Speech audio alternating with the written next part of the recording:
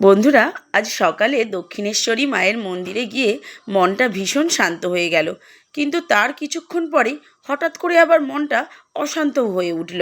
ছোট ছেলের হাত ধোয়াবো বলে জল আনতে গেছি কলেতে, গিয়ে দেখলাম এক হনু দাদা এক ভদ্রলোকের কাছে জল চাইছে, কিন্তু উনি দিলেন না। তাই আমার ছেলের বোতলটাই ওকে ধরে দিলাম, কিন্তু ও খেতে পাচ্ছে না। তাই হাত দিয়ে হালকা করে ওপর দিকে তুলে দিতে বোতলটা, কত সুন্দর বসে বসে জল খাচ্ছে দেখুন। এই দেখে আমার ছেলেও বায়না ধরলো, মা আমি জল খাওয়াবো। তাই ওকে কোলে নিয়ে বোতলটা ধরেছিলাম। বন্ধুরা, যে পরিমাণ গরম পড়েছে বন্ধুরা, তাতে আমরা জল ছাড়া 1 ঘন্টাও বাঁচতে পারবো না। অথচ এই অবলা জীবগুলোর দিকে সামান্য জল বাড়িয়ে দেওয়ার করুণাটুকুও কোনো কোনো ব্যক্তির মধ্যে থাকে না।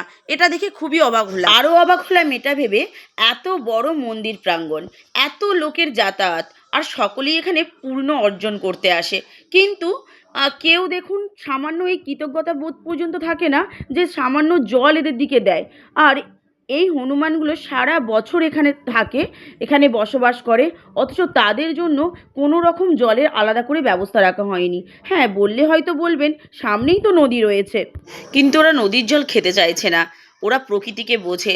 তাই বলবো বন্ধুরা, অনুরোধ রইল, যদি কোনো জায়গায় আপনার বাড়িতে বা দক্ষিণেশ্বর মায়ের মন্দির অথবা যে কোনো পুণ্যতীর্থেই যান না কেন, যদি কোনো অবলা পশু আপনাদের কাছে একটু জলের প্রার্থনা করে, তাকে ফিরিয়ে দেবেন না।